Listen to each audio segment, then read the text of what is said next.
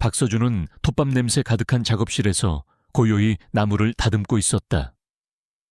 그의 손끝에서 거친 나무 조각들이 섬세한 곡선을 찾아가는 동안 그의 마음속에는 언제나 변치 않는 먹먹함이 자리하고 있었다.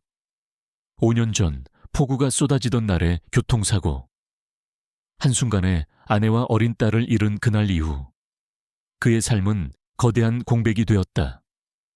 번화한 도시를 떠나 한적한 외곽에 자그마한 목공소를 차린 것도 어쩌면 세상과의 단절을 택한 마지막 몸부림이었을지 모른다. 그는 오로지 나무의 질감과 나무를 깎는 소리 속에서만 유일한 위안을 찾았다. 세상의 모든 소음은 그에게 고통이었고 사람들의 시선은 부담스러웠다. 늦은 밤, 그는 마지막 작품의 마무리를 끝내고 작업실 문을 나섰다. 밖은 며칠째 이어지는 장마로 인해 눅눅하고 차가웠다. 하늘에서는 비가 주룩주룩 쏟아지고 있었다.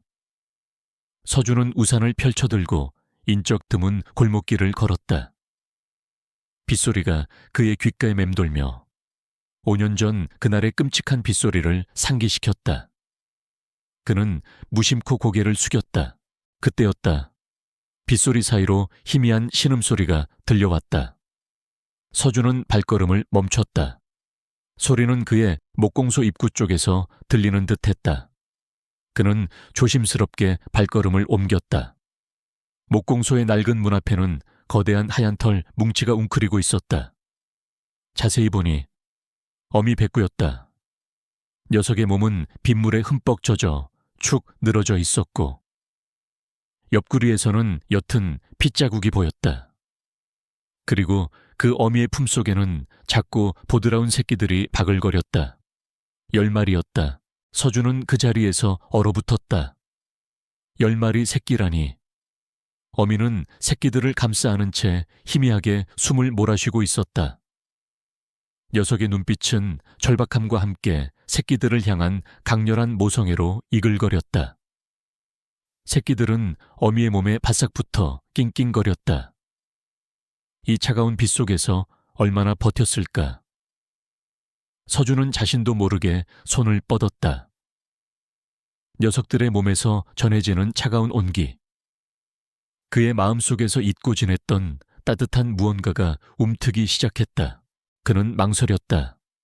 이 많은 생명체들을 어떻게 해야 할까? 그들을 돌볼 여유도, 마음의 준비도 되어 있지 않았다. 하지만 비바람 속에서 떨고 있는 작은 생명들을 외면할 수도 없었다. 특히 가장 작고 약해 보이는 새끼 한 마리가 눈에 밟혔다. 그 새끼의 임에는 희미하게 하트 모양의 점이 박혀 있었다. 문득 딸 아이의 그림이 떠올랐다. 유치원 시절 딸이 그려왔던 그림 속 강아지. 그 강아지의 임에도 똑같은 하트 모양의 점이 있었다. 딸은 늘 하트 무늬 강아지를 키우고 싶다고 졸랐었다. 결국 서준은 결심했다. 그는 조심스럽게 어미 백구와 새끼들을 목공소 안으로 옮겼다. 녀석들의 몸에서는 차가운 빗물과 함께 흙냄새, 그리고 희미한 피냄새가 섞여 풍겨왔다. 그는 목공소 한 구석에 깨끗한 청화 수건을 깔아 임시 거처를 마련해 주었다. 어미 백구는 경계심을 풀지 않은 채 서준을 응시했다. 그는 따뜻한 물에 적신 수건으로 어미의 몸을 조심스럽게 닦아주고 상처 부위를 소독해 주었다. 어미는 고통스러운 듯 낑낑거렸지만 새끼들에게서 눈을 떼지 않았다.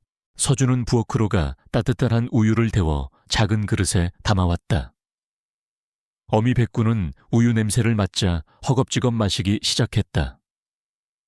새끼들은 어미의 젖을 물고 곤히 잠들어 있었다. 서준은 녀석들의 모습을 한참 동안 말없이 바라봤다. 오랜만에 느껴보는 온기였다. 차가웠던 그의 심장이 조금씩 녹아내리는 듯했다. 그는 어미 백구의 털을 쓰다듬으며 중얼거렸다. 오늘부터 내 이름은 백복이 바이푸이다 하얀 복덩이라는 뜻이야. 그리고 하트 무늬가 있는 새끼에게는 별이라는 이름을 붙여주었다. 딸아이가 늘 하늘의 별을 보며 소원을 빌었던 것이 떠올랐기 때문이다. 밤이 깊어갔지만 서준은 잠을 이룰 수 없었다. 목공소 안에는 백복이와 10마리 새끼들의 숨소리가 가득했다. 그의 삶에 이렇게 많은 생명체가 들어온 것은 아내와 딸이 떠난 이후 처음이었다. 백복이는 새끼들을 품에 안은 채 편안한 숨을 내쉬고 있었다. 그 모습은 지쳐 보였지만 동시에 강인하고 아름다웠다. 다음 날 아침 서준은 잠에서 깨어나자마자 목공소로 달려갔다. 어젯밤 혹시라도 무슨 일이 생기지 않았을까 하는 불안감이 그의 마음을 짓눌렀다. 하지만 그의 눈앞에 펼쳐진 광경은 그를 미소 짓게 했다. 백복이는 이전보다 훨씬 생기가 넘쳐 보였다. 털은 윤기가 흘렀고 눈빛은 더욱 또렷해졌다. 그리고 10마리 새끼들은 어미의 품에서 꼬물거리며 젖을 물고 있었다. 마치 하룻밤 사이에 기적처럼 건강을 되찾은 듯했다. 백복이는 서준을 보자마자 고개를 들고 그를 응시했다. 녀석의 눈빛은 깊은 감사함으로 가득했다. 백복이는 천천히 몸을 일으켜 서준에게 다가왔다. 그리고 그의 다리에 머리를 비비며 꼬리를 흔들었다. 마치 고맙습니다 라고 말하는 듯했다. 서준은 백복이의 머리를 쓰다듬었다. 부드러운 털의 감촉이 그의 손끝을 타고 전해졌다. 특히 별이의 변화가 놀라웠다. 어젯밤만 해도 가장 약하고 힘이 없던 별이가 지금은 가장 활발하게 움직이고 있었다. 녀석은 어미 품에서 벗어나 서준의 발치로 기어와 그의 신발끈을 물어뜯으며 장난을 걸었다. 별이의 임에 박힌 하트 무늬는 더욱 선명해 보였다. 서준은 별이를 품에 안았다. 작고 따뜻한 온기가 그의 가슴에 스며들었다. 오랜만에 느껴보는 따뜻한 감정이었다. 그의 얼굴에는 저절로 미소가 피어났다. 딸 아이를 잃은 후 좀처럼 웃지 않았던 그의 얼굴에 찾아온 미소였다. 그날부터 서준의 일상은 완전히 변했다. 그는 더 이상 고독한 목수 박서준이 아니었다. 11마리의 강아지들의 아빠이자 보호자가 되었다. 새벽 일찍 일어나 강아지들의 밥을 챙기고 목공소 안을 뛰어다니며 그들과 놀아주었다. 새끼들은 무럭무럭 자라났고 매일 새로운 재롱으로 서준의 웃음을 자아냈다. 특히 백복이는 서준의 그림자처럼 곁을 지켰다. 녀석은 서준의 감정을 읽는 듯 그가 슬퍼 보이면 다가와 머리를 비볐고 그가 기뻐하면 함께 꼬리를 흔들었다. 하지만 평화로운 일상 속에서도 서준의 마음 한구석에는 알 수 없는 불안감이 맴돌았다. 백복이는 종종 목공소의 특정 공간을 응시하며 낮은 소리로 으르렁거렸다. 특히 그가 아내와 딸의 유품을 보관해둔 작업실의 한쪽 벽을 향해 유난히 민감하게 반응했다. 녀석은 그 벽 앞에 앉아 귀를 쫑긋 세우거나 앞발로 벽을 긁는 신용을 하기도 했다.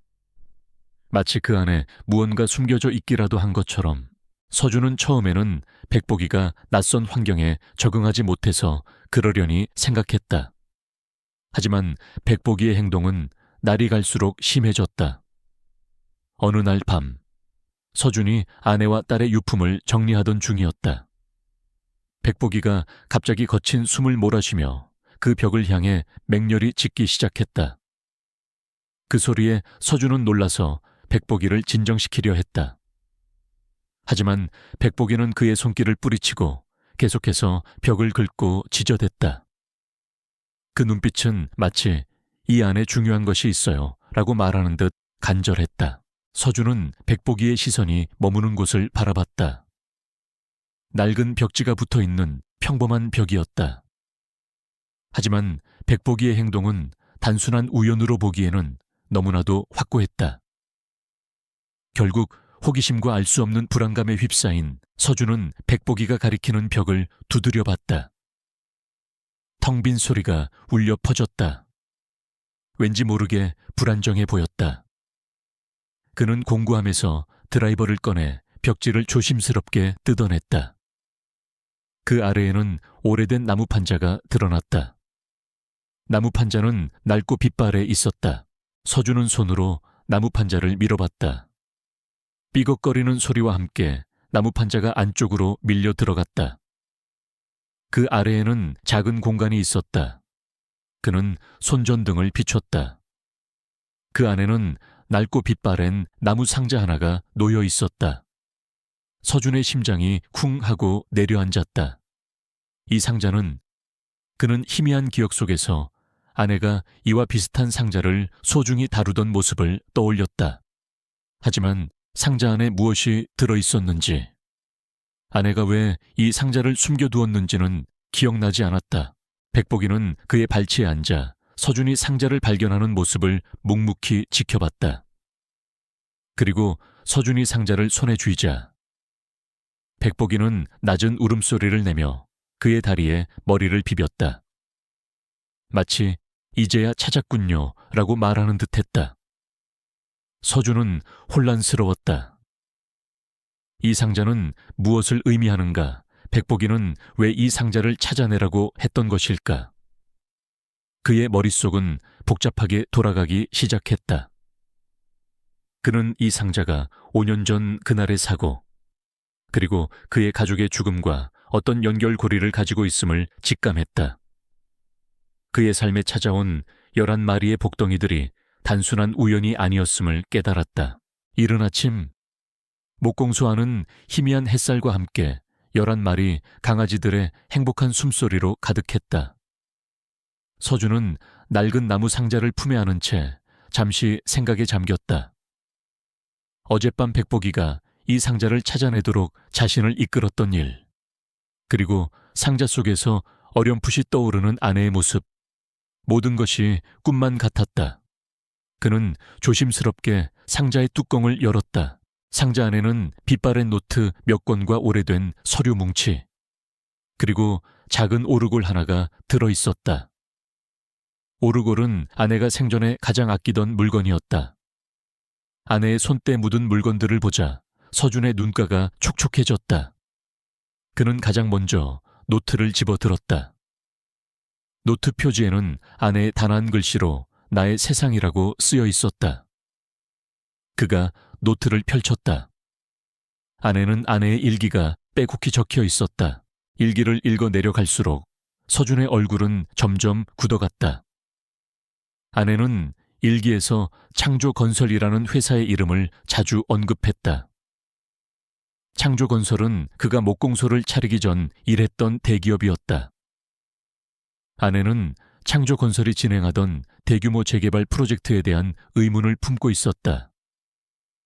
주민들을 강제로 이주시킨다는 소문, 불법적인 자금 거래, 그리고 환경오염 물질 불법 매립에 대한 의혹.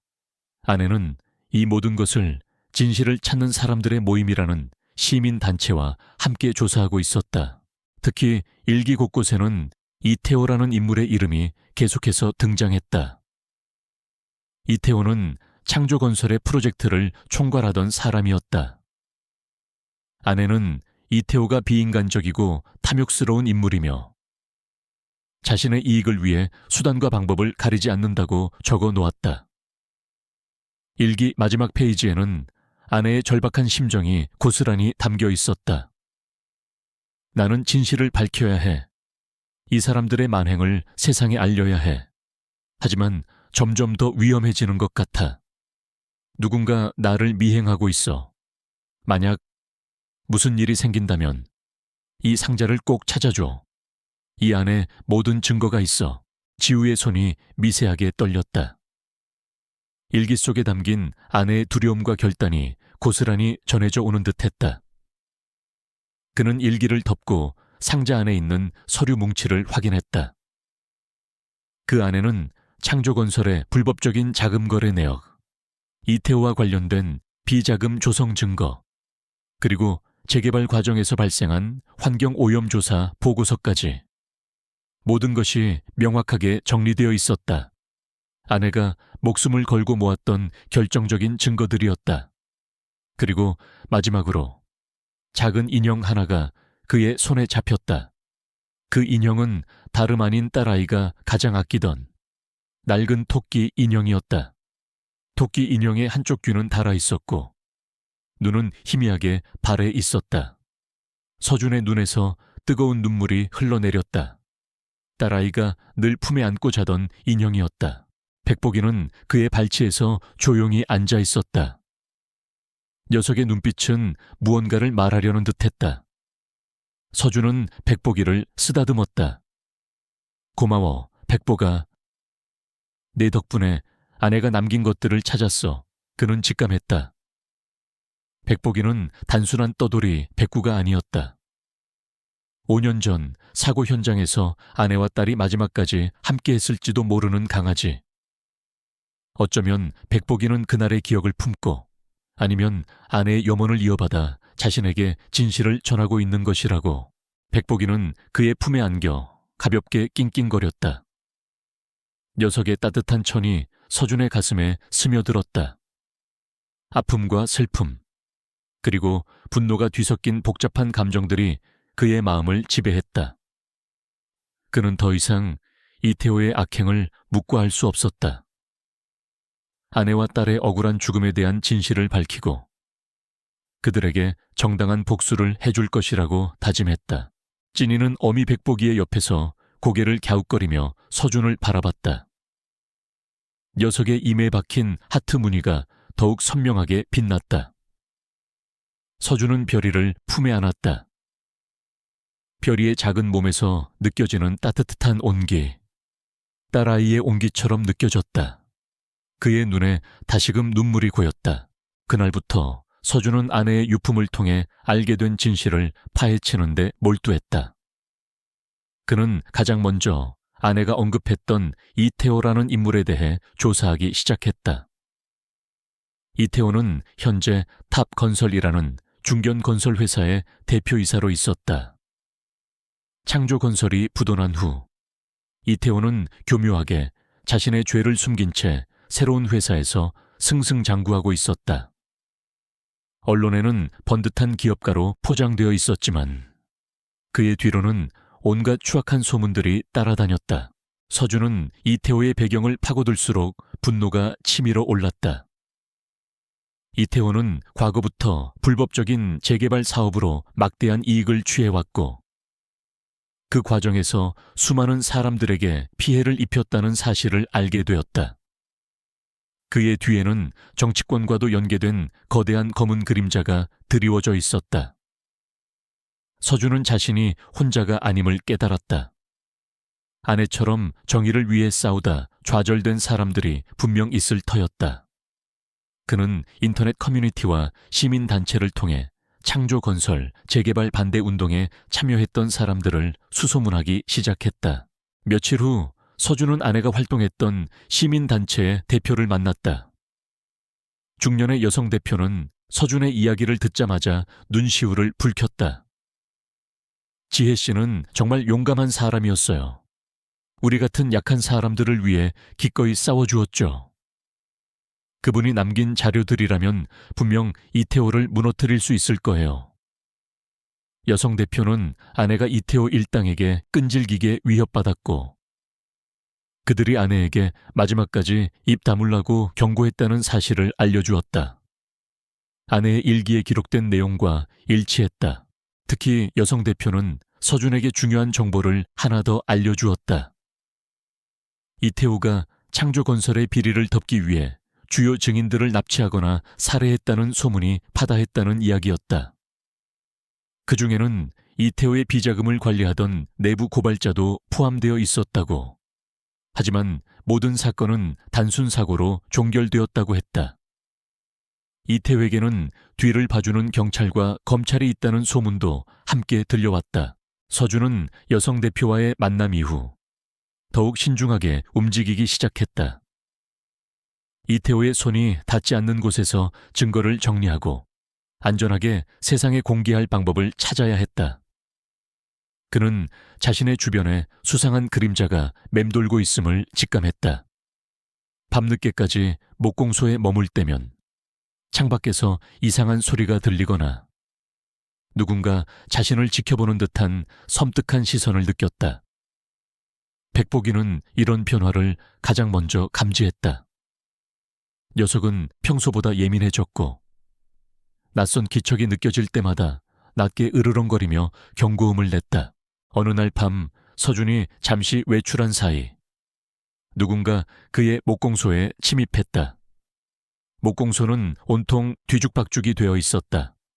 모든 서류와 도구들이 흩어져 있었고 그의 컴퓨터도 강제로 열려 있었다.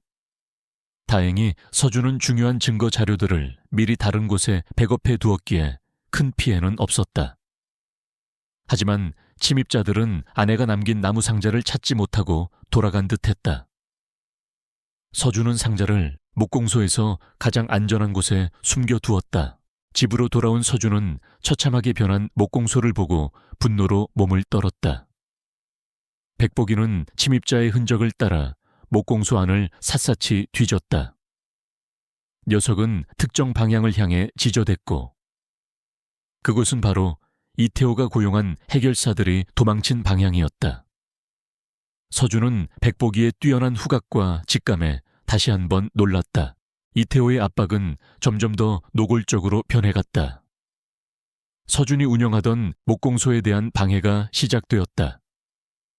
그의 작품은 이유 없이 폄하되었고 계약 직전의 프로젝트가 갑자기 무산되기도 했다. 심지어 그에게 투자하려던 고객들이 갑자기 발을 빼는 일까지 벌어졌다. 서준은 자신이 이태호의 표적이 되었음을 확신했다. 이태호는 그에게 경고하고 있었다. 더 이상 파고들지 말라고. 하지만 서준은 멈출 수 없었다. 아내와 딸의 억울한 죽음, 그리고 그들이 남긴 진실을 외면할 수는 없었다. 그는 자신의 주변에 이태호의 사람들이 있음을 알았다. 목공소 직원들 중에도 이태호에게 매수된 자가 있을지도 모른다는 의심까지 들었다. 서준은 모든 것을 혼자 감당해야만 했다. 그에게 남은 유일한 아군은 백복이와 10마리 새끼들 뿐이었다. 밤늦도록 자료를 정리하던 서준은 잠시 휴식을 취하기 위해 거실로 나왔다. 백복이는 그의 발치에 엎드려 있었다. 녀석은 서준의 불안한 마음을 읽은 듯 그의 손을 핥으며 위로를 건넸다. 그 따뜻한 감촉에 서준은 눈을 감았다. 그는 문득 오래전 아내가 자신에게 했던 말이 떠올랐다. 여보, 강아지 눈을 보면 그 강아지의 지난 삶이 보여. 슬픔도, 기쁨도 다 보여. 서준은 백복이의 눈을 들여다봤다. 그 안에는 백복이의 삶, 그리고 자신을 찾아오기까지의 고난과 아픔이 스며 있는 듯했다. 하지만 동시에 이태호에 대한 맹렬한 분노와 서준을 지키려는 강렬한 의지가 엿보였다. 백복이는 단순한 개가 아니었다. 녀석은 서준의 가족이었고 아내가 그에게 남긴 마지막 선물처럼 느껴졌다. 서준은 이태호에게 직접적으로 대응하기로 결심했다. 더 이상 숨어 다니거나 방어만 할 수는 없었다. 그는 가지고 있는 모든 증거들을 언론에 공개하고 이태호의 비리를 세상에 폭로할 계획을 세웠다.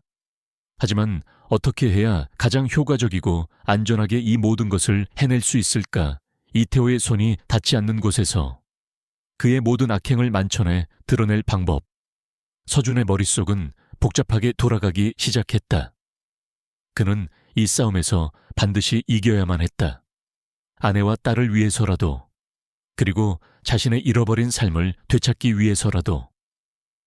박서준은 아내가 남긴 일기장과 서류 뭉치를 든 채 밤늦도록 잠 못 이루고 있었다. 차갑게 식어버린 그의 작업실에는 오직 탁상 스탠드에 희미한 불빛만이 켜져 있었고 그 빛 아래 그의 얼굴은 복잡한 감정들로 일그러져 있었다. 분노, 슬픔, 그리고 아내와 딸을 향한 사무치는 그리움. 5년 전 그날의 사고는 단순한 비극이 아니었다. 이태호라는 악마가 벌인 추악한 범죄였다. 그의 발치에 백복이가 조용히 엎드려 있었다. 녀석은 서준의 불안한 숨소리를 들었는지 이따금씩 고개를 들어 그를 올려다봤다. 백복이의 눈빛은 깊은 밤하늘처럼 고요했지만 동시에 서준의 마음을 꿰뚫어 보는 듯한 영민함이 서려 있었다. 녀석의 따뜻한 천이 그의 발을 타고 올라와 얼어붙었던 심장을 조금씩 녹이는 듯했다. 서준은 아내가 남긴 자료들을 다시 한번 꼼꼼히 살폈다. 창조건설이 진행하던 재개발 프로젝트의 불법성, 환경오염물질, 불법 매립에 대한 증거, 그리고 이태호가 연루된 비자금 조성 내역까지 모든 것이 명확하게 정리되어 있었다. 특히 아내가 직접 촬영한 것으로 보이는 사진들 속에는 재개발 지역의 황폐함과 주민들의 고통이 고스란히 담겨 있었다. 사진 한 장 한 장이 아내의 절박한 외침 같았다. 그때 백복이가 갑자기 고개를 들고 작업실 한 구석을 응시하며 낮은 소리로 으르렁거렸다. 서준은 백복이의 시선을 따라갔다. 그곳에는 낡은 벽걸이 시계가 걸려 있었다. 시계는 오래전에 멈춰 있었고 먼지가 수북이 쌓여 있었다. 백복이는 벽걸이 시계를 향해 몇 번 킁킁거리더니 시계 아래 벽을 앞발로 긁기 시작했다. 마치 여기에요 라고 말하는 듯했다. 서준은 의아했지만 백복이의 직감을 믿기로 했다. 그는 시계를 떼어내고 벽을 조심스럽게 살폈다. 낡은 벽지 아래 희미하게 금이 간 흔적이 보였다. 그는 망설임 없이 공구를 들고 벽을 뜯어냈다. 벽 안쪽에는 예상치 못한 작은 공간이 나타났다. 그리고 그 안에는 낡고 빛바랜 앨범 하나가 숨겨져 있었다. 서준은 앨범을 꺼내 먼지를 털어냈다. 앨범 표지에는 딸 아이가 그린 것으로 보이는 낙서들이 가득했다. 그의 손이 미세하게 떨렸다. 그는 조심스럽게 앨범을 펼쳤다. 앨범 안에는 가족 사진들이 빼곡히 붙어 있었다. 아내와 딸이 활짝 웃고 있는 사진, 행복했던 시절의 추억들이 고스란히 담겨 있었다. 그의 눈가에 다시금 뜨거운 눈물이 고였다. 앨범의 마지막 페이지에는 뜻밖의 사진 한 장이 끼워져 있었다. 사진 속에는 앳된 모습의 이태호가 한 건설사 대표와 악수를 나누고 있었다. 그들 뒤로는 창조건설이라는 간판이 희미하게 보였다. 하지만 사진이 평범한 비즈니스 사진이 아니었다. 이태호와 대표의 얼굴에는 섬뜩하리만치 탐욕스러운 미소가 번져 있었고 그들의 손에는 낡은 서류 뭉치가 들려 있었다. 그리고 사진 뒷면에는 아내의 작은 글씨로 이렇게 쓰여 있었다. 이태호, 창조건설의 진짜 주인, 그리고 모든 비리의 시작. 서준의 심장이 쿵 하고 내려앉았다. 이 사진은 아내가 목숨을 걸고 찾아낸 결정적인 증거였다. 이태호는 단순히 창조건설의 프로젝트 총괄이 아니었다. 그는 그 회사의 실제 소유주이자 모든 비리의 설계자였던 것이다. 이태호가 자신을 숨긴 채 뒤에서 모든 것을 조종해왔다는 사실에 서준은 전율했다. 아내의 죽음은 더욱 명백한 계획된 살인이었다. 백복이는 서준의 옆에 다가와 그의 손을 핥았다. 녀석의 눈빛은 마치 이제 알겠죠 라고 말하는 듯했다. 서준은 백복이를 끌어안았다. 백복아, 네가 아니었으면 난 영원히 몰랐을 거야. 정말 고마워. 백복이는 그의 품에 안겨 꼬리를 흔들었다. 찐이를 비롯한 다른 새끼들도 낑낑거리며 서준의 주변으로 모여들었다.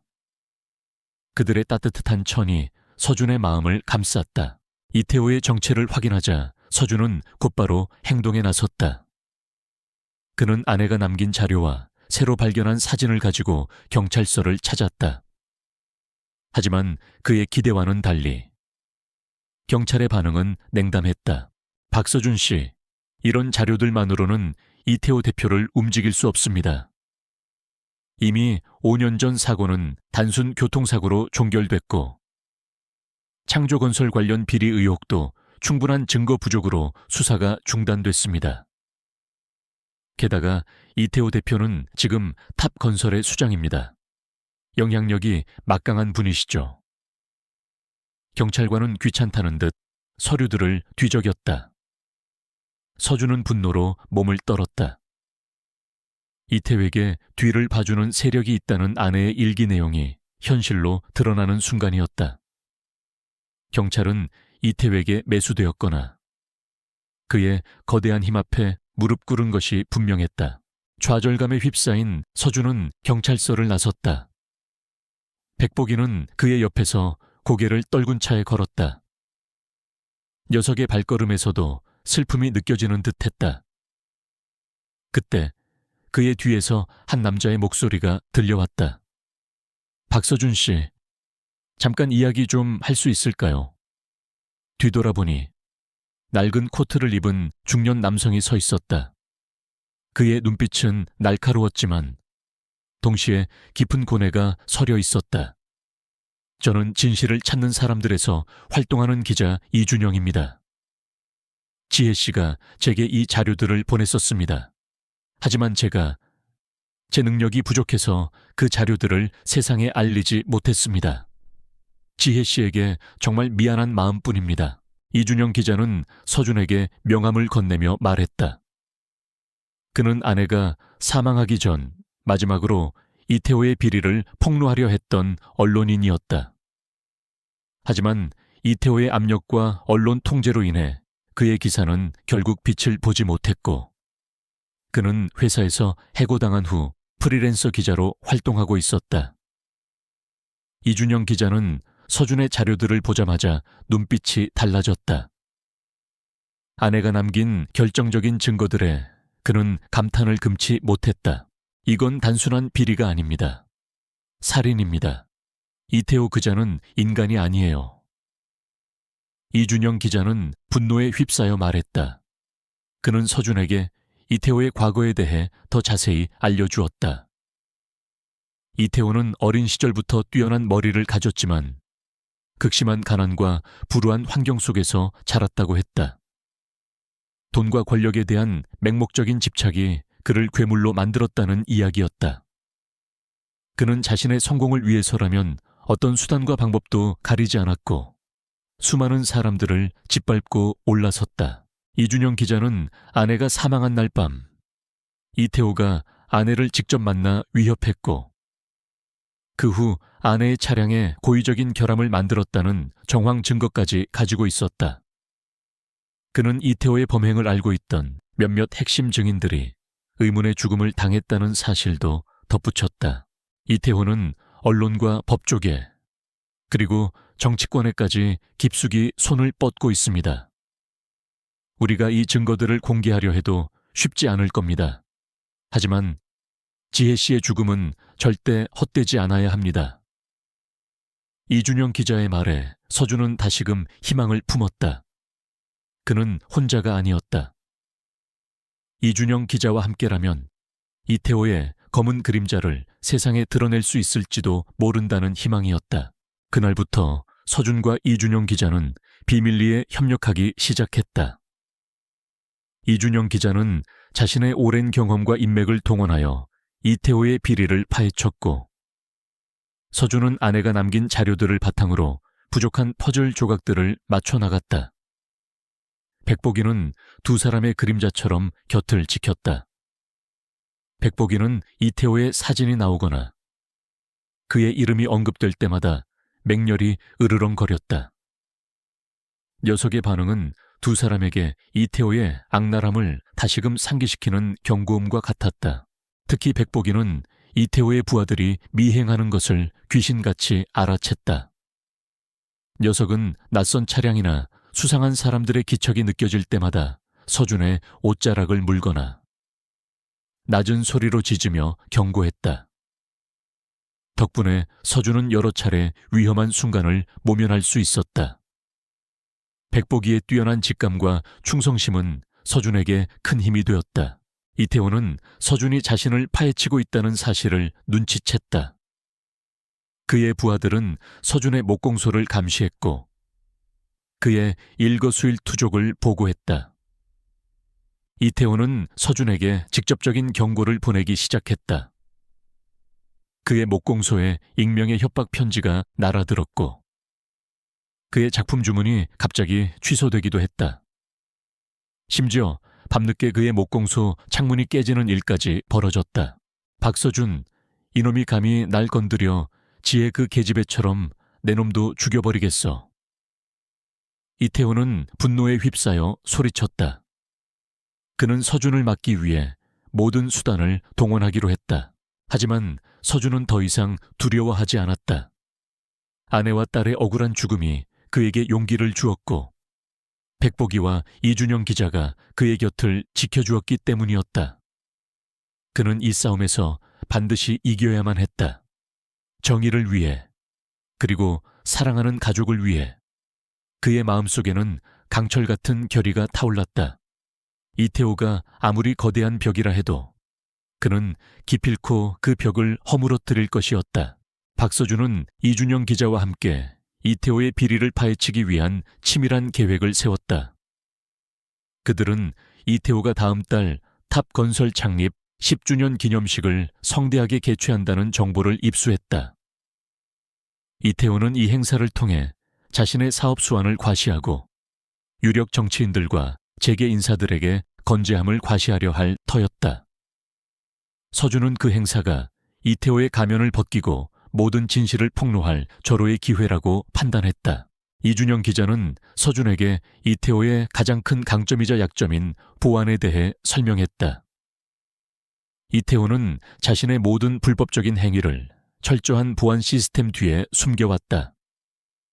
그의 사무실, 자택, 그리고 탑건설의 핵심 서버는 외부인의 침입을 거의 불가능하게 만들 정도로 견고하게 구축되어 있었다. 하지만 역으로 그 보안 시스템만 뚫을 수 있다면 모든 진실을 한 번에 세상에 드러낼 수 있을 터였다. 이태호는 자신의 모든 비밀을 탑건설, 본사 지하 서버실에 보관하고 있습니다. 그곳은 외부와 완전히 차단되어 있고 지문 인식과 홍채 인식으로만 접근이 가능합니다. 게다가 24시간 감시 카메라와 무장 경비원이 지키고 있어 사실상 침투 불가능한 요새나 다름없습니다. 이준영 기자의 말에 서준은 심각한 표정을 지었다. 하지만 그는 포기하지 않았다. 아내와 딸의 억울한 죽음을 생각하면 어떤 위험도 감수할 수 있었다. 서준은 자신이 과거 창조건설의 건축가로서 이태호의 프로젝트에 참여했었다는 사실을 떠올렸다. 당시 그는 이태호의 지시로 건물 내부의 비상 시스템과 보안망 일부를 설계했었다. 특히 그는 건물 내부에 외부에서는 알 수 없는 비밀 통로를 만들어 두었다. 이태호가 비자금이나 은밀한 거래를 숨기기 위해 요구했던 공간이었다. 이 통로는 보안 카메라의 사각지대에 위치해 있었고 비상시를 대비해 극비리에 설계되었기에 이태호 외에는 아는 사람이 거의 없었다. 그 비밀 통로가 있다면 어쩌면 가능할지도 몰라. 서준은 낮은 목소리로 중얼거렸다. 그의 머릿속은 복잡하게 돌아가기 시작했다.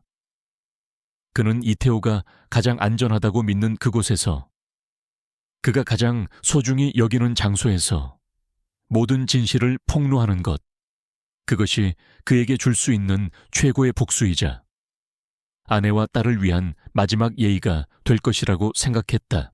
그는 목공소에 틀어박혀 탑건설 본사의 설계 도면을 다시 검토하기 시작했다.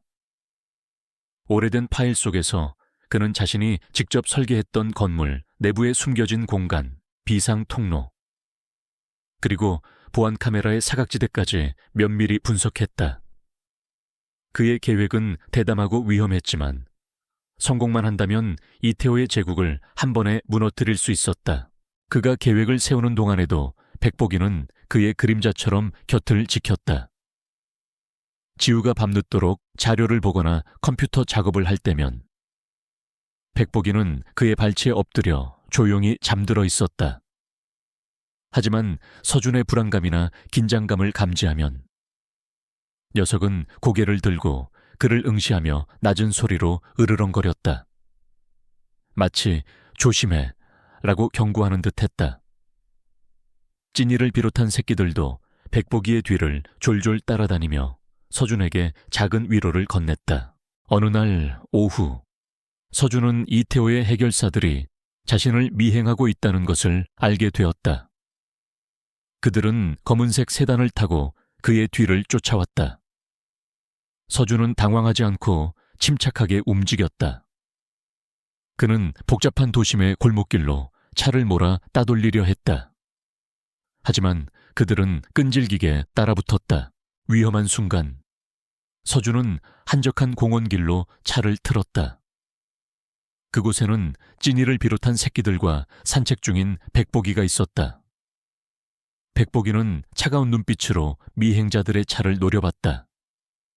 서준은 차에서 내려 백복이에게 다가갔다. 백복아, 저 자식들이야. 서준의 말에 백복이는 마치 알아듣기라도 한 듯 맹렬히 짖기 시작했다. 녀석의 짖는 소리는 공원 전체에 울려 퍼졌다. 백복이는 마치 거대한 사자처럼 미행자들의 차를 향해 돌진했다. 갑작스러운 백복이의 공격에 미행자들은 당황하여 차를 멈췄다. 그들은 차에서 내려 백복이를 쫓으려 했지만 백복이는 날쌔게 움직이며 그들을 농락했다. 백복이의 활약 덕분에 서준은 미행자들을 따돌릴 수 있었다. 그는 백복이와 찐이를 비롯한 새끼들을 채 태우고 황급히 그 자리를 벗어났다. 차 안에서 서준은 백복이의 머리를 쓰다듬었다. 고맙다. 백복아, 내 덕분에 살았어. 백복이는 서준의 손길에 몸을 비비며 만족스러운 듯 꼬리를 흔들었다. 녀석의 눈빛은 여전히 이태호를 향한 적개심으로 가득 차 있었지만 동시에 서준에 대한 깊은 충성심을 보여주었다. 이태호는 서준의 행동을 예의주시하고 있었다. 그의 부하들은 서준이 계속해서 과거를 파헤치고 있음을 보고했다. 특히 서준이 아내의 유품을 찾았다는 사실과 이준영 기자와 접촉하고 있다는 것을 알게 되자 이태호는 점점 더 불안해졌다. 그는 서준이 아내의 죽음에 대한 진실을 알고 있다는 것을 직감했다. 박서준, 그 자식 내가 곱게 죽여주겠어. 이태호는 분노에 휩싸여 책상을 내리쳤다. 그는 서준을 막기 위해 모든 수단을 동원하기로 했다. 그의 부하들을 시켜 서준을 미행하고 그의 목공소에 압력을 넣었으며 심지어 그의 주변 인물들을 협박하기까지 했다. 하지만 서준은 이태호의 압박이 강해질수록 더욱 냉정해졌다. 그는 마치 이태호의 수를 미리 읽고 있는 듯했다. 서준은 일부러 자신의 작업실에 중요한 서류들을 어지럽게 널어놓거나 자신의 컴퓨터에 가짜 정보를 흘려보내 이태호의 눈을 속였다. 그는 자신의 모든 행동을 이태호가 예측하도록 만들고 그 예측을 역이용하려 했다. 마치 거대한 체스판 위에서 이태호와 숨막히는 두뇌 싸움을 벌이는 듯했다. 백복이는 서준의 이런 섬세한 전략을 이해하는 듯했다. 서준이 중요한 작업을 할 때면 백복이는 항상 그의 곁을 지켰다. 녀석은 마치 보디가드처럼 서준의 뒤를 따랐고 낯선 사람이 접근하거나 의심스러운 기척이 느껴지면 즉시 경고음을 냈다. 찐이를 비롯한 새끼들도 어느덧 훌쩍 자라 백복이를 따라다니며 서준의 든든한 동반자가 되어 주었다. 특히 별이는 서준에게 더없이 특별한 존재였다. 별이는 유난히 서준의 감정에 민감하게 반응했고 그가 슬퍼 보이면 다가와 그의 무릎에 얼굴을 비비거나 그의 손을 핥으며 위로를 건넸다. 서준은 탑건설, 창립 10주년 기념식 당일을 D-Day로 정하고 모든 준비를 마쳤다. 그는 자신의 계획에 대한 최종 점검을 했다. 혹시 모를 상황에 대비하여 여러 개의 비상 계획까지 세워두었다. 그의 목표는 단 하나였다. 이태호를 만천에 드러내고 아내와 딸의 억울함을 풀어주는 것. 행사 당일 아침, 서준은 평소보다 일찍 일어났다. 탑건설 본사는 강남의 스카이라인 위로 위풍당당하게 솟아 있었다. 녀석의 웅장한 모습은 마치 이태호의 오만함을 대변하는 듯했다. 서준은 백복이의 머리를 쓰다듬었다. 백복이는 그의 손에 얼굴을 비비며 든든하게 그의 옆을 지켰다. 백복아, 오늘이야. 마지막 싸움. 서준의 목소리는 낮았지만 그 안에는 강철 같은 의지가 담겨 있었다. 백복이는 서준의 눈을 지그시 바라봤다. 그 눈빛은 오랜 친구가 보내는 격려처럼 따뜻하고 깊었다. 서준은 백복이의 눈빛에서 아내의 미소를 보았다. 그리고 별이를 바라봤다. 별이는 백복이의 옆에서 서준을 올려다보고 있었다. 별이의 눈빛은 마치 딸 아이의 눈빛과도 닮아 있었다. 그는 마지막으로 아내와 딸의 사진을 꺼내보았다. 사진 속 아내와 딸은 여전히 환하게 웃고 있었다. 여보, 아빠, 꼭 성공할 거야. 서준은 사진을 가슴에 품었다. 그의 발걸음은 더 이상 망설임이 없었다. 그는 이태호에게 복수하고 아내와 딸의 명예를 되찾기 위해 모든 것을 걸었다. 백복이는 묵묵히 그의 뒤를 따랐다. 녀석의 발걸음은 힘찼고 그 눈빛은 확신으로 가득 차 있었다. 그들의 발걸음은 이태호의 제국을 향해 거침없이 나아갔다. 그날은 폭우가 쏟아지던 날의 만남이 결코 우연이 아니었음을 증명하는 날이 될 터였다. 탑 건설. 본사의 로비는 화려하면서도 위압적이었다. 거대한 샹들리에가 천장에서 쏟아져 내리는 빛은 대리석 바닥에 반사되어 눈부셨고 정장 차림의 손님들은 삼삼오오 모여 담소를 나누고 있었다. 이태호의 성공과 권력을 상징하는 듯 모든 것이 웅장하고 완벽하게 통제된 분위기였다. 서준은 군중 속에 섞여 자연스럽게 로비로 들어섰다. 그의 얼굴에는 어떤 긴장감도 드러나지 않았다. 오늘 밤 이곳은 이태호의 제국이 무너지는 현장이 될 터였다. 그의 옆에는 백복이가 든든하게 서 있었다. 물론 진짜 백복이는 아니었다. 며칠 전 서준은 백복이의 털 색깔과 무늬, 눈빛까지 정교하게 재현한 백복이 인형을 특수 제작했다. 그는 이 인형 백복이 안에 초소형 카메라와 녹음 장치를 심어두었다. 오늘 밤 이 인형 백복이가 이태호의 심장부에 잠입하여 모든 것을 기록할 예정이었다. 계획은 위험했지만 성공만 한다면 이태호의 모든 악행을 만천에 드러낼 수 있었다. 지우는 행사장 안내데스크에 잠시 멈춰섰다. 그때 그의 품속에 숨겨져 있던 찐이가 작게 낑낑거렸다. 서준은 품속을 내려다봤다. 찐이는 인형 백복이의 냄새를 맡으며 불안한 듯 코를 킁킁거리고 있었다. 서준은 찐이의 머리를 쓰다듬었다. 괜찮아, 찐이야. 금방 돌아올 거야. 찐이는 아직 너무 어려 행사에 동반할 수 없었다. 서준은 찐이를 작업실에 두고 올까 생각했지만 왠지 모르게 불안한 마음에 작은 가방에 넣어 품에 안고 왔다. 혹시라도 비상 상황이 발생하면 찐이를 이용할 수도 있다는 직감 때문이었다. 서준은 초대권을 제시하고 행사장 안으로 들어섰다. 행사장 안은 더욱 화려했다. 무대 중앙에는 이태호가 서서 자신감 넘치는 표정으로 연설하고 있었다. 그의 목소리는 확신에 차 있었고 그의 미소는 완벽하게 위선적이었다.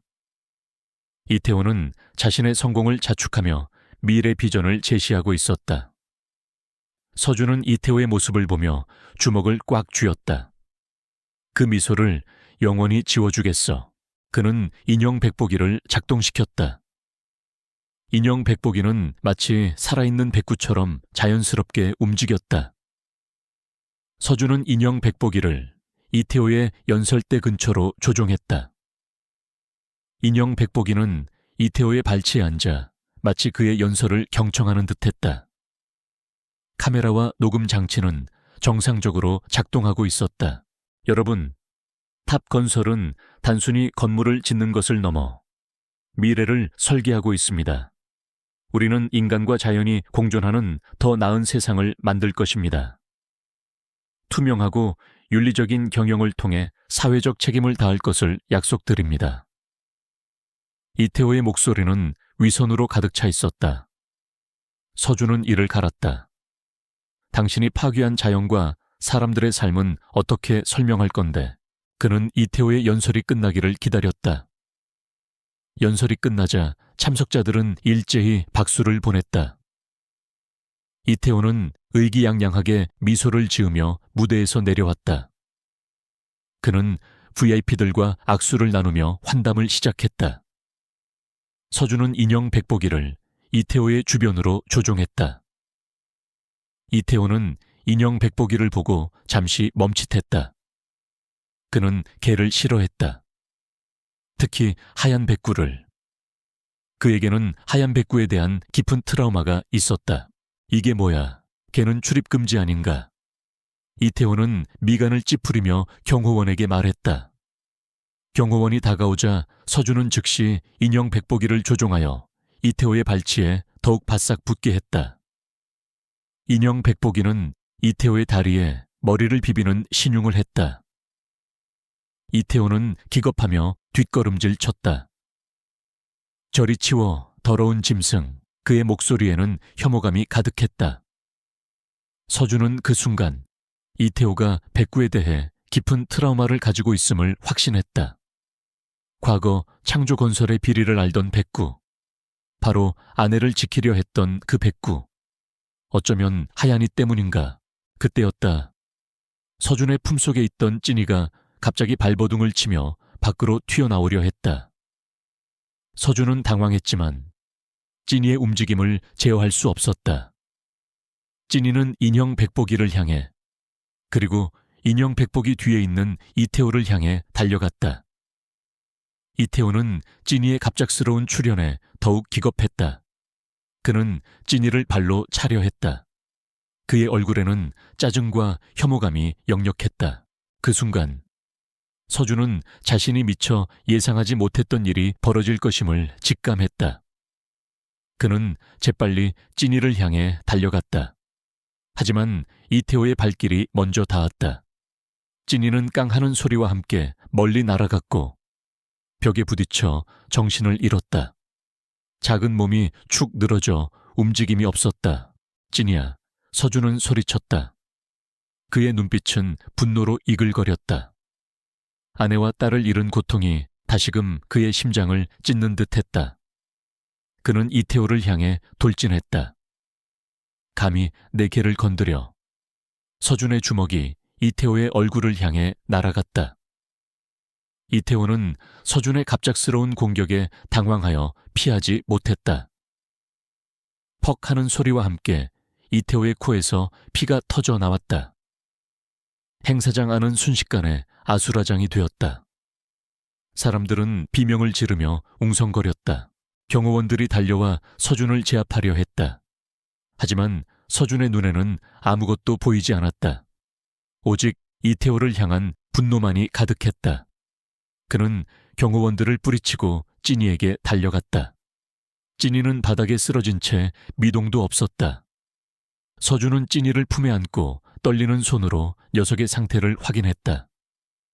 다행히 숨은 붙어 있었지만 의식을 잃은 듯했다. 그때였다. 홀로 이태호 발치에 남아있던 인형 백보기에서 갑자기 이상한 소리가 나기 시작했다. 서준은 당황했다. 그는 인형 백보기를 조종하여 도망치게 하려 했지만 인형은 움직이지 않았다. 오히려 인형 백복이의 몸에서 연기가 피어오르기 시작했다. 이게 뭐야? 이태호는 당황하여 인형 백복이를 발로 차려 했다. 하지만 그 순간 인형 백복이의 몸체가 활짝 열리며 그 안에 숨겨져 있던 작은 장치들이 드러났다. 그리고 그 장치에서 강렬한 섬광이 터져 나오며 행사장 중앙에 거대한 스크린을 비췄다. 이건 뭐지? 사람들이 술렁거렸다. 지우는 재빨리 작동 버튼을 눌렀다. 인형 백복이 안에 숨겨져 있던 초소형 빔 프로젝터가 작동하며 이태호의 연설이 진행되던 거대한 스크린의 영상이 투사되기 시작했다. 스크린에는 창조건설 재개발 과정에서 벌어진 이태호의 만행이 담겨 있었다. 주민들에게 폭력을 행사하는 이태호의 부하들, 불법 폐기물을 매립하는 장면, 그리고 아내의 일기 내용과 이태호의 비자금 내역까지 모든 것이 적나라하게 드러났다. 영상 속에는 아내와 딸이 이태호의 부하들에게 위협받는 모습도 담겨 있어 사람들을 경악하게 만들었다. 특히 마지막에는 아내가 사망하기 직전 녹음했던 음성 파일이 재생되었다. 나는 이태호 씨의 모든 비리를 알고 있어요. 나는 이걸 세상에 알릴 거예요. 하연아, 나를 지켜줘. 아내의 절박한 목소리가 행사장 전체에 울려 퍼졌다. 그리고 음성 파일 끝에는 맹렬하게 짖는 하얀이의 소리가 선명하게 들렸다. 그 소리는 백복이의 짖는 소리와 놀랍도록 똑같았다. 이태호는 스크린에 투사된 영상과 아내의 목소리를 들으며 얼굴이 창백해졌다. 그는 당황하여 사람들을 향해 소리쳤다. 이건 조작된 영상이야. 조작된 거라고. 하지만 이미 늦었다. 행사장 안은 충격과 경악으로 술렁거렸다. 기자들은 일제히 카메라를 터뜨렸고 VIP들은 수군거렸다. 이태호는 순식간에 모든 것을 잃었다. 그의 위선적인 가면은 산산조각 났다. 서준은 품에 안은 찐이를 부드럽게 쓰다듬었다. 찐이는 여전히 의식을 잃고 있었지만 약하게 숨을 쉬고 있었다. 서준은 이태호를 노려봤다. 당신은 끝났어, 이태호. 아내가 남긴 증거가 당신을 심판할 거야. 그 순간 이태호는 이성을 잃었다. 그는 주머니에서 작은 칼을 꺼내 서준을 향해 달려들었다. 그의 눈은 광기로 번들거렸다. 감히 날 건드려 지혜 그 계집애처럼 내 놈도 죽여버리겠어. 서준은 찐이를 보호하기 위해 몸을 비틀었다. 칼날이 그의 팔을 스쳐 지나갔다. 붉은 피가 솟아났다. 그때 갑자기 이태호의 발치에 쓰러져 있던 인형 백복이의 몸에서 진짜 백복이가 튀어나왔다. 인형 백복이는 폭발음을 내며 산산조각 났다. 백복이는 강현수를 향해 맹렬히 돌진했다. 녀석은 강현수의 팔을 물어뜯었다. 강현수는 비명을 지르며 칼을 떨어뜨렸다. 백복이는 계속해서 강현수를 공격했고 강현수는 바닥에 쓰러져 발버둥 쳤다. 백복이의 눈빛은 증오로 이글거렸다. 녀석은 이태호를 향한 오랜 분노를 표출하듯 맹렬하게 그를 물어뜯었다. 사람들은 경악하며 비명을 질렀다. 경호원들이 달려와 백복이를 제압하려 했지만 백복이는 광푸하게 저항했다. 녀석의 모습은 마치 아내의 원혼이 씌인 듯했다. 서준은 백복이를 말리려 했다. 백보가 멈춰. 하지만 백복이는 그의 목소리조차 듣지 못하는 듯했다. 오직 이태호만을 향한 복수심으로 가득 차 있었다. 그때 찐이가 서준의 품에서 약하게 낑낑거렸다. 찐이의 소리를 들은 백복이는 순간 멈칫했다. 녀석은 이태호를 노려보다가 천천히 뒤로 물러섰다. 그리고는 서준과 찐이를 향해 돌아봤다. 녀석의 눈빛은 여전히 분노에 차 있었지만 동시에 서준과 찐이를 보호하려는 간절함이 보였다. 백복이는 이태호에게서 멀어져 서준의 품에 안긴 찐이에게 다가갔다. 녀석은 찐이의 얼굴을 핥으며 위로했다. 이태호는 피투성이 상태로 바닥에 쓰러져 있었다. 모든 상황은 이미 끝났다. 이태호의 추악한 비리는 만천에 드러났고 그의 제국은 산산조각 났다. 경찰이 출동하여 이태호를 체포했다. 서준은 찐이를 안고 구급체 몸을 실었다. 백복이는 서준의 뒤를 묵묵히 따랐다. 그의 눈빛은 더 이상 분노로 이글거리지 않았다. 이제는 평화와 함께 아내의 영혼이 그의 곁에서 속삭이는 듯한 위로가 느껴졌다. 응급실 앞은 혼란스러웠다. 기자들은 카메라 플래시를 터뜨리며 박서준에게 질문을 퍼부었고 경찰은 이태호의 체포와 관련된 추가 조사를 진행하고 있었다. 서준은 이 모든 소란 속에서도 찐이에게서 눈을 뗄 수 없었다. 찐이는 아직 의식을 회복하지 못하고 산소 마스크를 낀 채 누워 있었다. 그의 옆에는 백복이가 찐이의 곁을 지키며 앉아 있었다. 녀석의 눈빛은 아련한 슬픔으로 가득했지만 동시에 찐이를 향한 깊은 애정이 엿보였다. 환자 보호자분, 잠시 이야기 좀 하시죠. 의사가 다가왔다. 다행히 큰 상처는 없습니다. 머리를 강하게 부딪히긴 했지만 골절은 없어요. 다만 뇌진탕 증세가 있어서 경과를 지켜봐야 합니다. 며칠 입원해서 안정을 취하는 게 좋겠습니다. 서준은 안도의 한숨을 내쉬었다. 찐이가 무사하다는 말에 비로소 그의 몸을 감싸고 있던 긴장이 풀렸다. 그는 의사에게 몇 번이고 고맙다는 말을 전했다. 그때 한 기자가 서준에게 다가왔다. 박서준 씨, 탑건설, 이태호 대표의 비리를 폭로하신 건가요? 혹시 돌아가신 아내분 한지혜 씨의 죽음과 관련이 있습니까? 서준은 더 이상 숨길 필요가 없다고 생각했다. 그는 카메라를 똑바로 바라봤다. 네, 맞습니다. 이태호는 제 아내와 딸을 죽음으로 몰아넣은 장본인입니다. 그리고 그는 창조건설, 재개발 과정에서 주민들을 탄압하고 불법적인 방식으로 막대한 이익을 취한 악랄한 범죄자입니다. 오늘 제가 공개한 모든 증거는 제 아내 한지혜가 목숨을 걸고 모았던 진실입니다. 그의 말이 끝나자 기자들의 질문이 본물처럼 터져 나왔다. 서준은 모든 질문에 침착하게 답했다.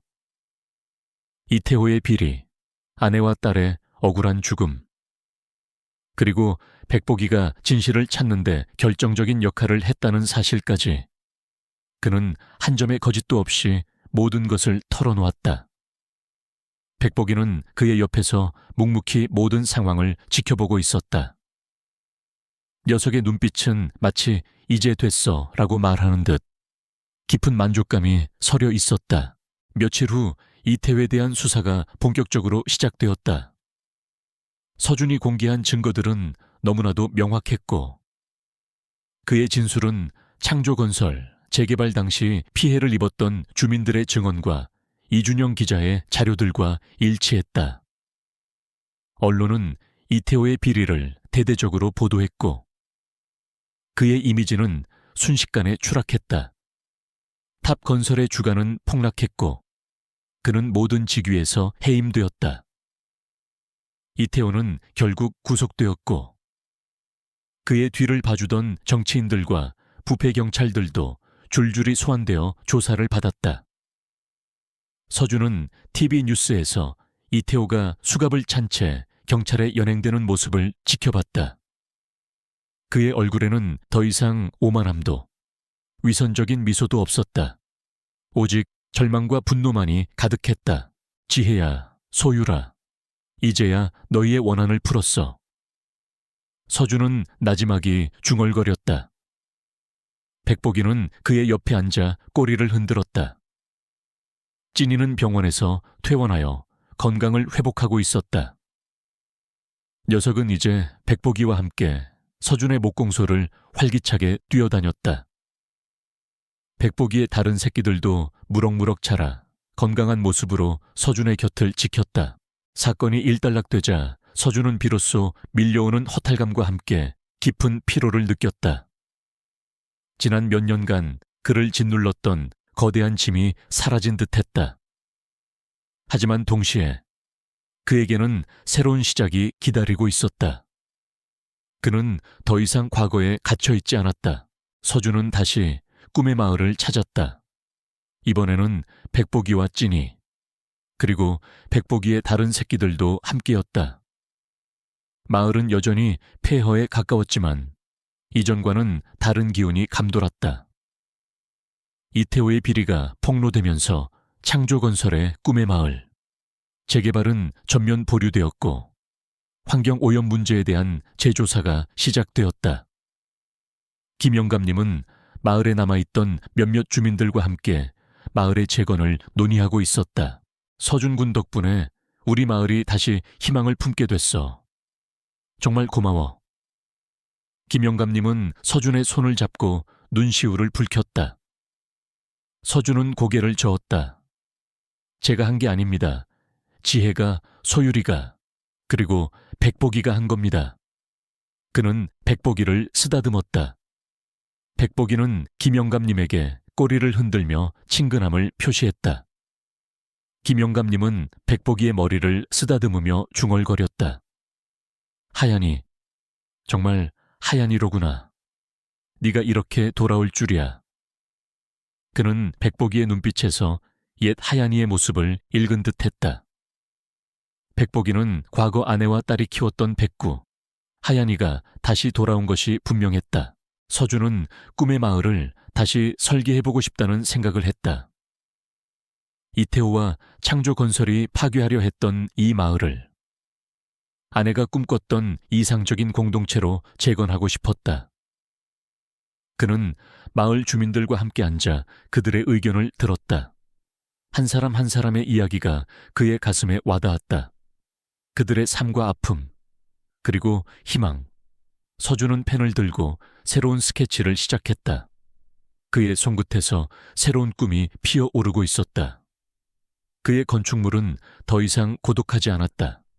사람들의 온기와 희망이 스며들어 있었다.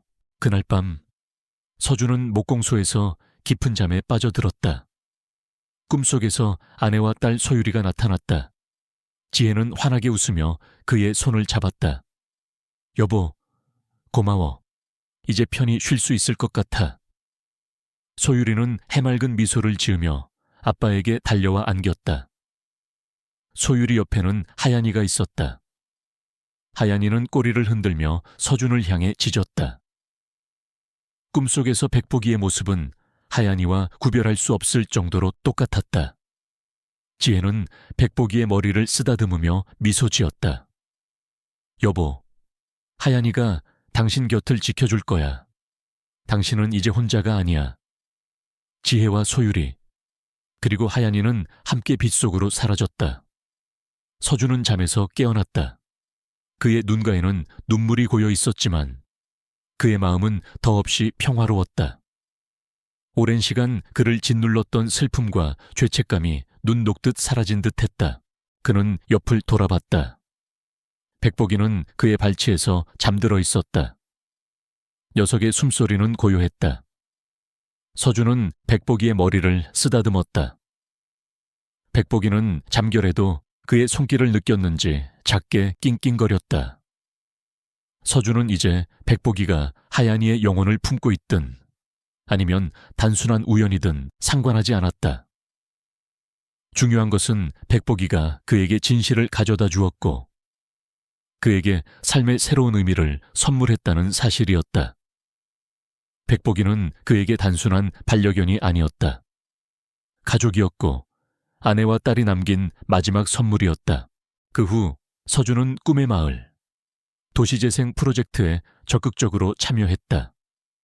그는 자신의 재능을 이용해 주민들을 위한 아름다운 공간을 설계했고 사람들과 소통하며 살아가는 법을 다시 배웠다. 그의 강연 활동도 다시 시작했다.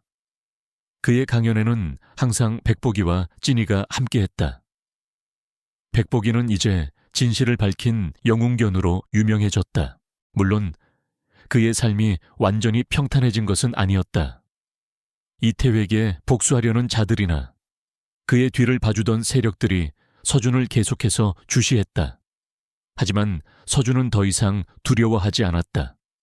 그의 옆에는 백복이와 찐이, 그리고 9마리의 새끼들이 있었고 그의 뒤에는 진실을 지지하는 수많은 사람들이 있었다. 그는 이제 혼자가 아니었다. 어느 맑은 날 오후, 서준은 백복이와 찐이를 비롯한 9마리의 새끼들을 데리고 꿈의 마을, 공원에서 산책을 하고 있었다. 새롭게 조성된 공원에는 아이들의 웃음소리가 가득했다. 백복이는 잔디밭 위를 자유롭게 뛰어다녔고 찐이를 비롯한 새끼들도 백복이의 뒤를 쫄래쫄래 따랐다. 서준은 그들의 모습을 보며 환하게 웃었다. 그의 미소는 7년 전 아내와 딸이 떠나기 전에 그 미소와 닮아 있었다. 그의 눈빛은 더 이상 고독하지 않았다. 삶의 온기와 사람들의 희망으로 가득 차 있었다. 그는 문득 하늘을 올려다봤다. 푸른 하늘 위로 하얀 구름이 두둥실 떠다녔다.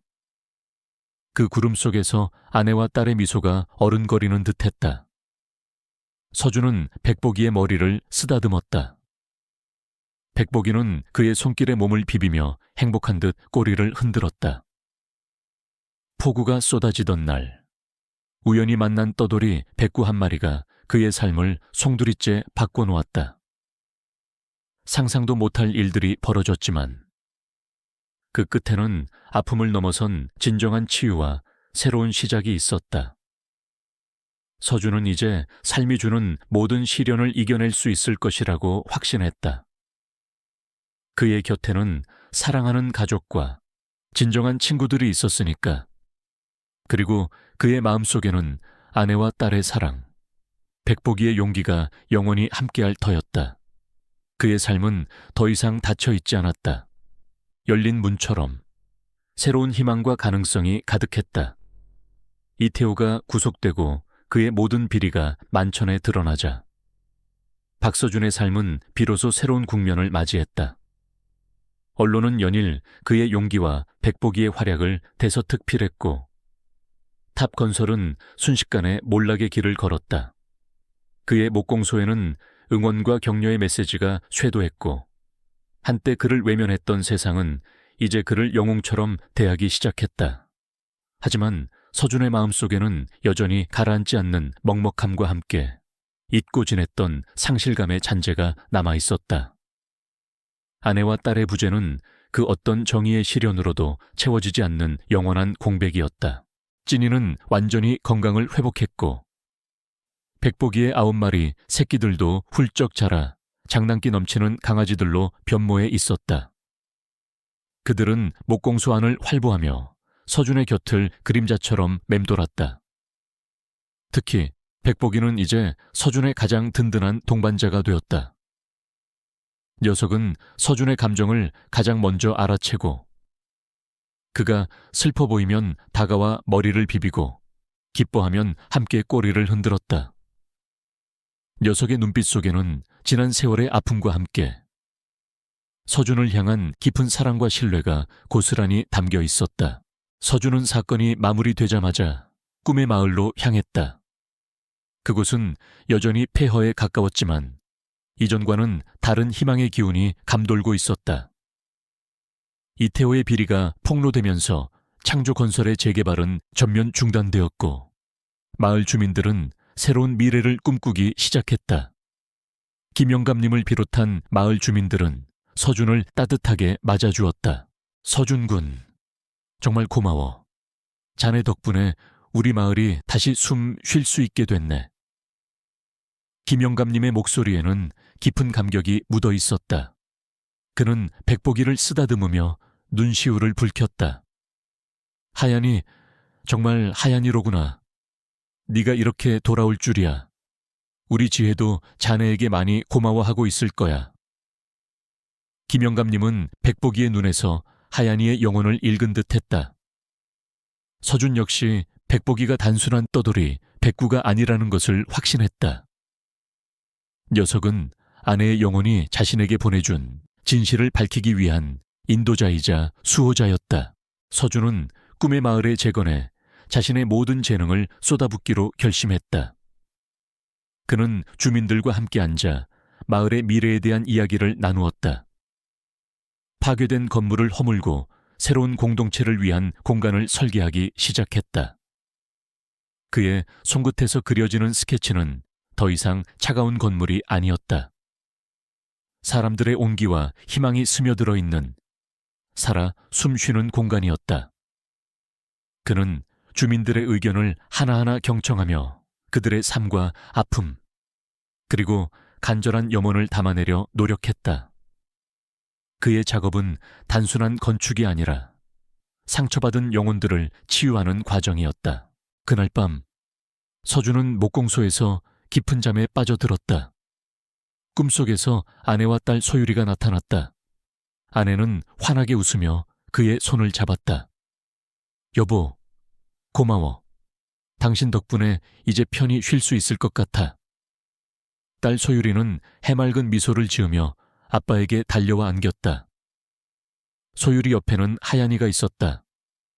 하얀이는 꼬리를 흔들며 서준을 향해 짖었다. 꿈속에서 하얀이의 모습은 백복이와 구별할 수 없을 정도로 똑같았다. 아내는 하얀이의 머리를 쓰다듬으며 미소 지었다. 여보, 하얀이가 당신 곁을 지켜줄 거야. 당신은 이제 혼자가 아니야. 아내와 딸, 그리고 하얀이는 함께 빛 속으로 사라졌다. 서준은 잠에서 깨어났다. 그의 눈가에는 눈물이 고여 있었지만 그의 마음은 더없이 평화로웠다.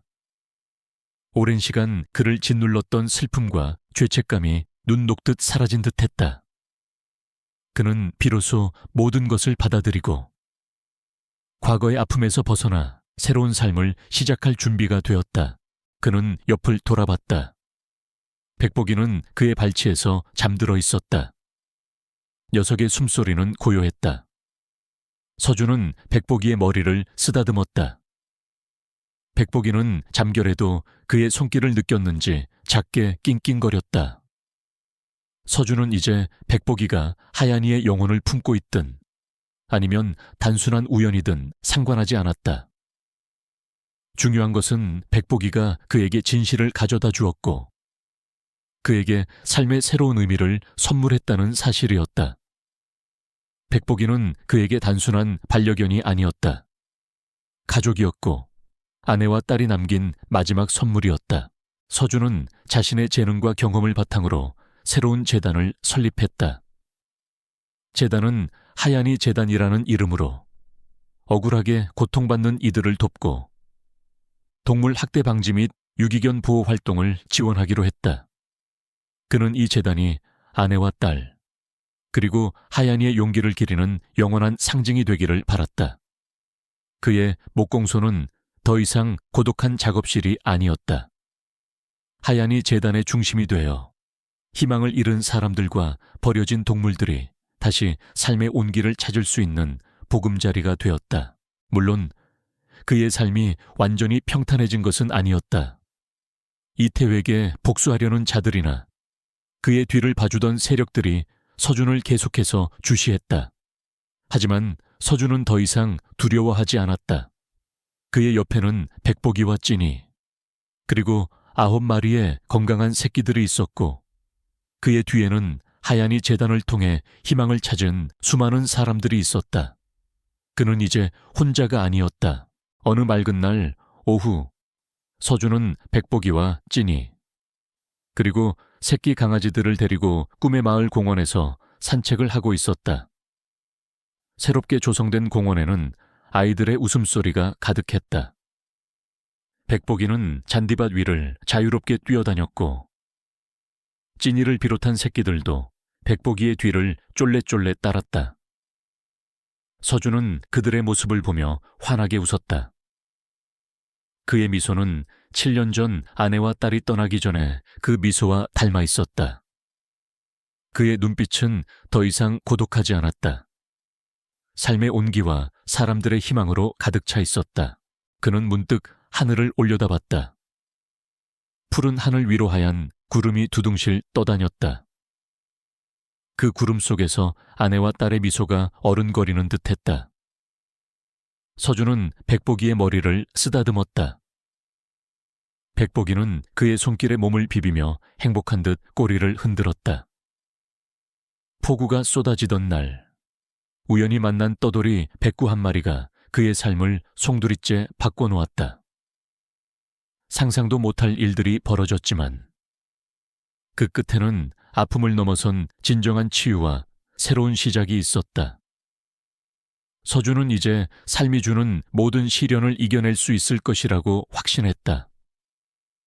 그의 곁에는 사랑하는 가족과 진정한 친구들이 있었으니까. 그리고 그의 마음속에는 아내와 딸의 사랑, 백복이의 용기가 영원히 함께할 터였다. 그의 삶은 더 이상 닫혀있지 않았다. 열린 문처럼 새로운 희망과 가능성이 가득했다.